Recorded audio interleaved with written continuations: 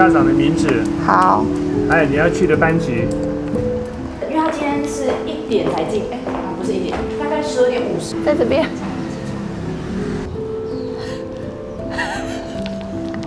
两位。外面有点凉。对啊，哎，先穿外套。醒了没？哎，看阶梯。哎，你发现了？打针啦！这里二双路没有。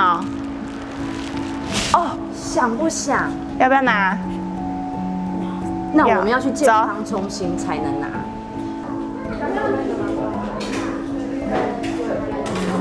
是谁买给你的？哇，你好棒哎！好了。我等一下要给他吃退烧药。为什么？他等下如果烧起来，可能 maybe 会抽筋。什么颜色的？喜欢吗？哎，你看平常可以摸这么久吗？好像没有嘛，对不对？你很夸张哎！去这里坐。我等一下再来接你啦。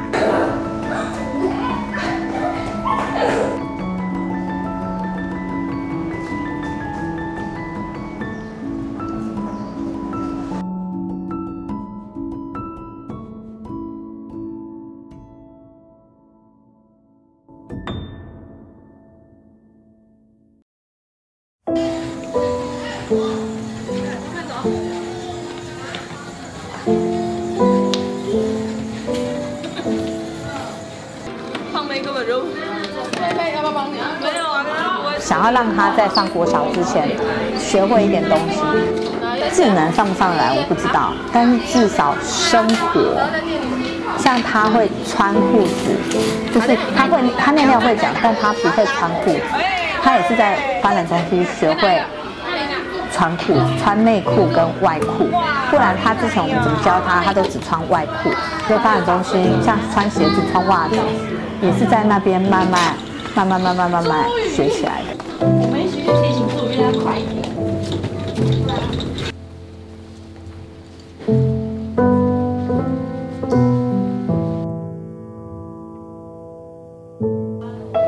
没有，他是因为已经睡过头了。是啊，你要先什么？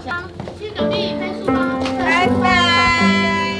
你有跟老师拜拜吗？老师拜拜，拜拜，刘彤拜拜。还好，好。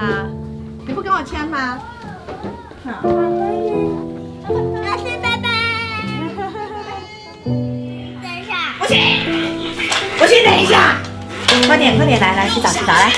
哎，快点。脱。等一下啊，那个里面是冰的哦，不能靠近哦。No。哎，不准做。我们有一个莫名的默契，我们不会问你多久没有发作了。我们不会，比如说我不会问你说，哎，你儿子多久没发作？不会，因为呢，我们觉得只要问了这个东西，他就要发作了。我们觉得它是一个墨菲定律。比如说像台中的医生很熟嘛，其实他就说，哎，那妈妈这个月怎么样？然后就这样，然后他就知道了。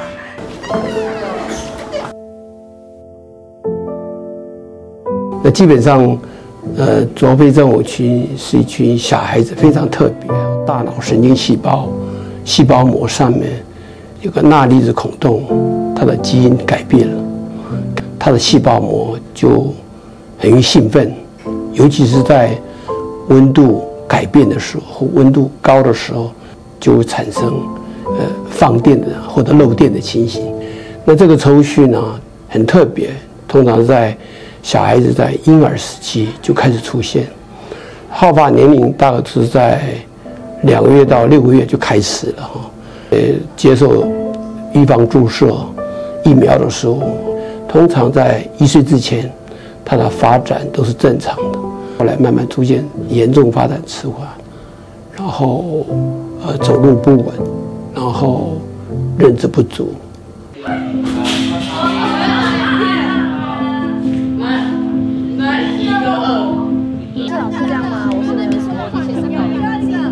外国人，你没有放过，你有没有放过？没有哦，放过，但是不是一直拉？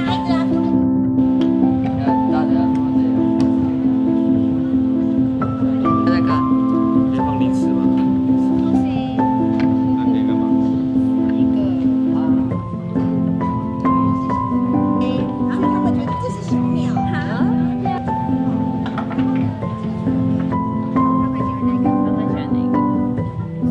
是我们里面最早发病的。我们是1岁前都会发病，但永欢是2个月大就抽筋了，因为他第一次的抽筋只有右半边，也不是全身，所以那时候就是朝脑膜炎那个方向去找，做了很多的检查，但是都没有找到原因。大概可以抽1个多小时，就是反复一直反复，就是我已经灌药了，因为我们不喜欢送医院嘛，因为一送医院我们知道就是要被插管，我们就不想要。我觉得大概9岁10岁之后状况会好，跟以前差蛮多的，就会比较稳定很多。虽然我们的次数降低了，可是我们反而就会更害怕他抽。如果哪一次他抽很久，像他那一次4、5年级那一次抽了也是快1个小时，那一次他就变得很奇怪，他醒来他是完全看不到的，他看不到我们。后来他过了2天在家务病房有看到我，可是他就胡言乱语，就是一直讲一些我听不懂的话，就是大孩子真的就是担心他们脑部会受损。我们想要推这个东西，可是其实都不知道从哪里着手。那刚好我妹就跟我说：“哎，你们如果想要什么资源，一定要成立协会。没有协会的话，你们就没有什么可以去跟政府要的东西。”或是想要一些资源，因为发钱一定要30个嘛，我们家就4个啦，就凑大家家长，比如说你家出几个，我家出几个，先从前面发钱起来，然后才就是协会成立起来这样子。好，理事长。开这个会员大会其实主要就是先跟大家就是分享，就是今年我跟佳宇做了些什么。那最后的话会讨论一下，说明年度大家有没有什么样的想法。这次的理监大会，其实在很早之前我们就一直想要召开，其实1年1次都一定要一定得召开。可是当时说不能参加，可能就1、2个。可是到今天我才知道有这么多人不能。可是就是一直很难去把大家集合到，就很多人就是可能很多的问题。那最近这一次就是跟大家讲说，无论如何一定要，因为我必须再把12月我们必须把明年度的计划要提供给内政部等等什么的。因为这个当初是大家讨论，就是一起共同想要往前进，为孩子发声的嘛。可是现在变成做的都只有几个人，其实是让我有点无力，很希望说大家能够重视这个协会。因为今天我们这边所有要到内政部申请所有的文件等等，都是由佳宇他自己去跑。我们之后12月29的活动，也在群组上也有跟大家说，就是如果有兴趣的，你们都可以多参加。但是我知道大家担心什么啦，因为毕竟出去就是一个风险嘛，就怕他们发作啊，或是一些突发状况。根本就不去高雄啊？为什么？因为对我们来讲就不行，我们都只能11月才出门啊。我们昨天对，全部都关在民宿。那可以先定29、30的日子，一定要先赶快给他日子啊，看老板能不能给我们一些帮忙。那场地又那么优质，对，而且还不知道有没有人，我们这样的人数，也希望能够给会员就是不要那么多负担。我一直很想露营，但是呢，不敢跟别人露营。如果去露营发作了，假设我儿子发作了，别人的心情会怎样？他们会不会吓到？他们会不会怎么样？其实是我一直很大的考量。现在的露营是我们从来没有想过的，因为露营是要过夜的。我们当天行程，我们都已经很难去规划了。所以今天如果说，有这样机会可以让我们去露营，当然我们还是有点小小担心，但是这个压力就不会像我们自己以前那样出去这么大，因为就像我说的，我不会造成别人的困扰，因为他们是真的了解我，他们是真的能够同理的。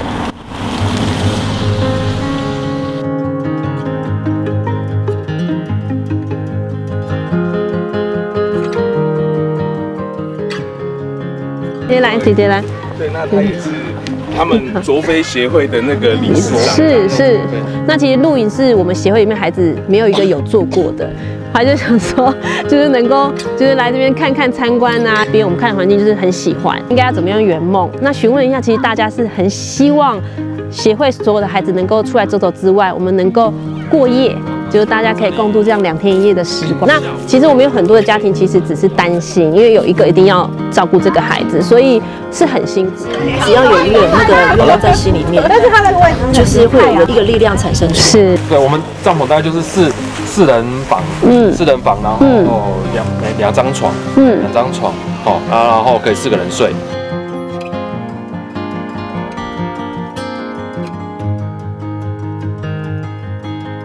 纯粹就是让他放松，然后就走走森林。待会可以去看一下，就让他走走森林，这样也 OK。而且草地也安全啦。对啊，躺着躺着就开始睡了。对，就开始滚了。那我们可以做一些活动，带一些团康，就是说了解一下，就是树啊摸一摸啊，草啊，让他接触到一些大自然。时间上真的瞧很久，瞧不拢，而且5、6我们就比较没办法，6日比较没有办法。其实我们5、6日都是满的。对啊，我都知道，因为你们协会的关系，所以我们有打算，就是说让你们全额赞助这样子。赞助我们吗？就全部让你们就是大朋友小朋友一起来，比较安心的可以在这边去做一个露营这样。谢谢副总，谢谢你帮忙我们，谢谢。就是家长都很期待，还有健康的手足有没有？因为他们。健康手足，因为可能家里有这样生病的手足，就他们也比较少去接触这样的活动，所以像我儿子就会一直刚刚就在问他，他说他很期待露营，他很少请假的。隔壁真的不行的喂。我要爱情。先记得一个，你的第3排。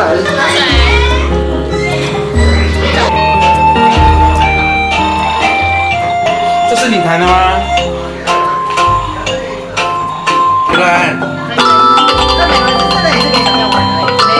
整理阿姨很多洗碗巾哎，你要不要帮我整？还想自己去。有红玉，拿起来又来了。不是，我要看你。没有，那别人家的。就是电脑开关，然后打开来，然后有开机，然后就会很爽。这样子的家庭的一个正常的孩子，最重要的就是同理心，就是你不要觉得你好像发现宝一样冲你，这样很奇怪吗？还是很讨厌？我觉得观念是 OK， 我觉得我想要把它导正。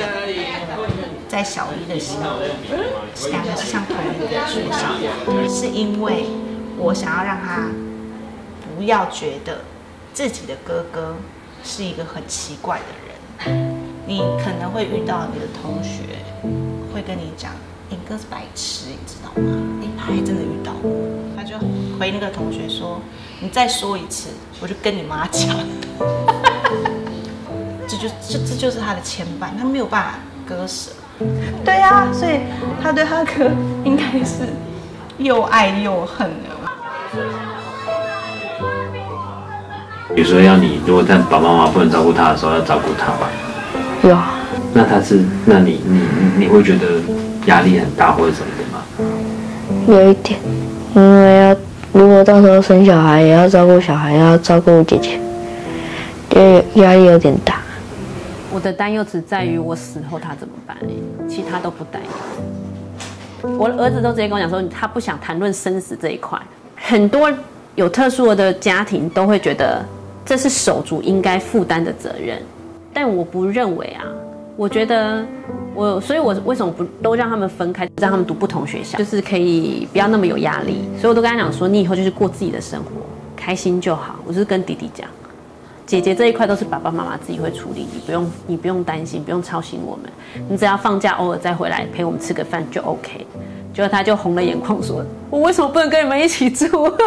有点失落或者什么事情，你比别人少接触到的。骑脚踏车吧，因为怕以后要去骑脚踏车的话，我不会骑。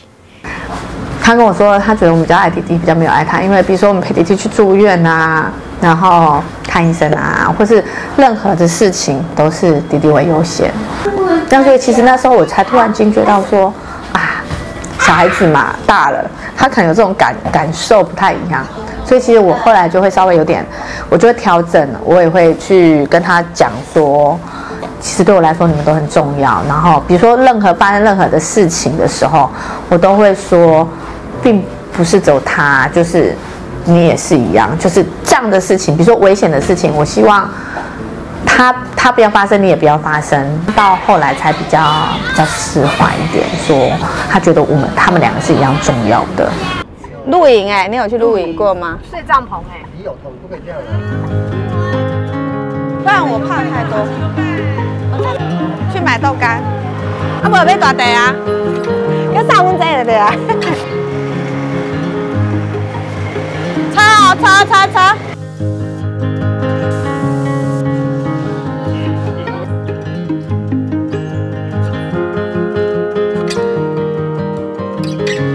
不要去露营啊，怕他的药就是没了。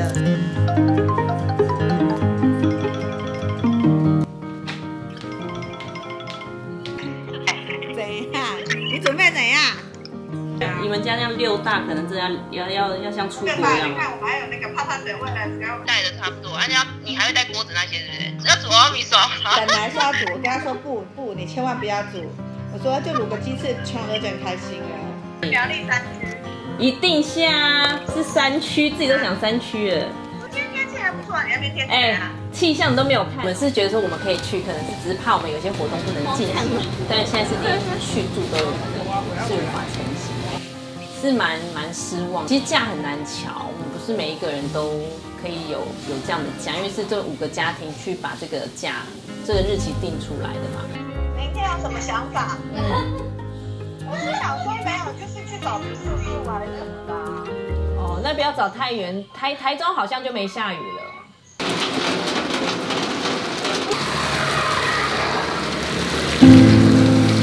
有含锌的药吗？早上的。好，直接找住宿了，因为全部都下雨啦。对啊，所以就直接找。哪里啊？不用带了，不用带被子。有味道的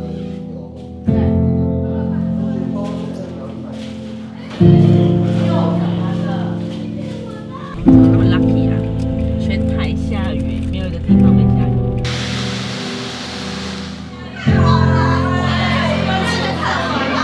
不要先找住宿啊，因为你找的住宿有没有？16个太少了。对，温情没有。温情刚刚也出来，对，所以剩下3个。就是只有我们三个家庭吗？没有，我先打。今天啊，就是晚上的房间啊，有几个。那因为我们大概30几个，没办法，好吗？我们挤不下，好吧？我们来看这一间，加油！对，我带你看看，加油！西湖哈，今天还蛮满的，然后他等一下再回复。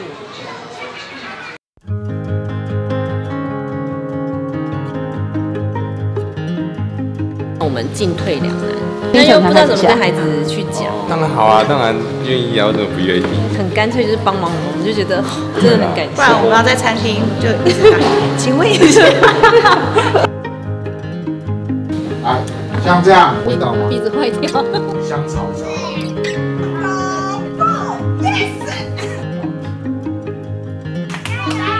它的黑色的方方很粗。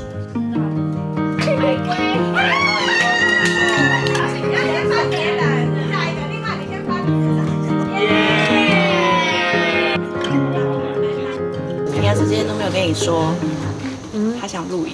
其实周老师说，我儿子不太会去跟我讲他想要什么或他想干什么。这边超期待的啊！所以现在是这个。前一天我跟他讲说，如果下雨就不能露营，他说那就不能去了。而且他就跟我说，他的孩子一确诊，他马上就去 Google， 就跳出来说我们那个 FB 的台湾左背协会没有 po 很多东西，但是他又看那些东西，他又觉得有帮助，他有帮助，他觉得好像这里是资源支持，可以支持他的。所以接下来的孩子如果真的有确诊，他们知道很幸福啊，他们先不是，他们可以不用吃到黑的药，觉得未来的孩子会更好，就是状况会很好。对。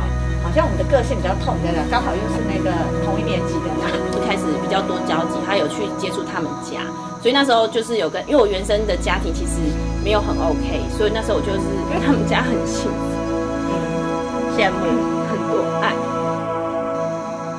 你给你的小孩也很多爱。对啊，那个真的，所以去他们家我就会觉得我进去他们家，我都不觉得我是外人，就是觉得自己也是他们属于他们家的一份，自在的吃鸡腿，很自在去吃哦，你说，因为他最能了解我的状况跟痛，就是不 OK 的地方。我觉得他已经释怀，他儿子是身心障碍人士，他之前没有办法接受，揍他之后，然后就是说过来，抱，抱一下，又乖一点啊。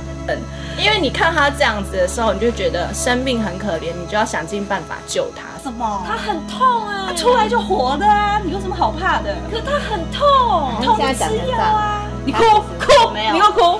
我照3餐去照顾他，他活了，不要怕。没有，所以我就花了很多的心力跟金钱去救这个人。可是呢，你又看他这样子，其实很痛苦。当他越来越大的时候，面临的问题就会越来越多。我曾经就这样想，可是很快就解脱了。他解脱，我们也解脱。对啊，真的不在身边，你真的受得了吗？我没有办法。可是就会难过啊。我应该看他东西，我就会发疯。我觉得我很开心，就是可以遇到一样的疾病的人，我们大家可以出来玩。因为可能不会有人有异样眼光，或者是他的手足会有觉得这个人怎么怪怪。这样子的家庭通通都聚在一起的时候，其实我们都没有在管对方，就是要闹就算了吧，就闹吧，一辈子啊，一定一辈子的啊，当一辈子，我们要活得比孩子久，对，我们要活得比孩子久，对，真的，对啊。可是真的啦，我们就是还是要再找一天，真的要录影。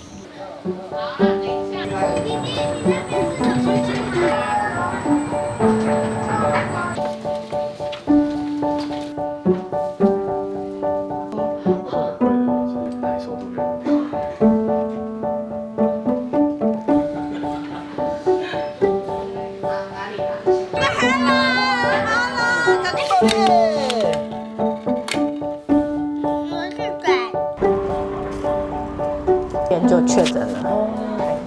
那人的红灯绿灯，然后结合一些社区情境，像隔壁的中正高中，我们都固定会有志工。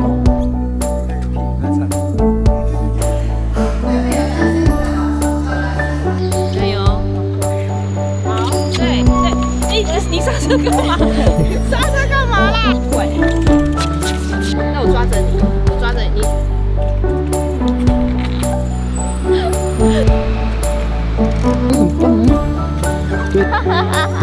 哇，越骑越快哎！哇，看弟弟有没有厉害？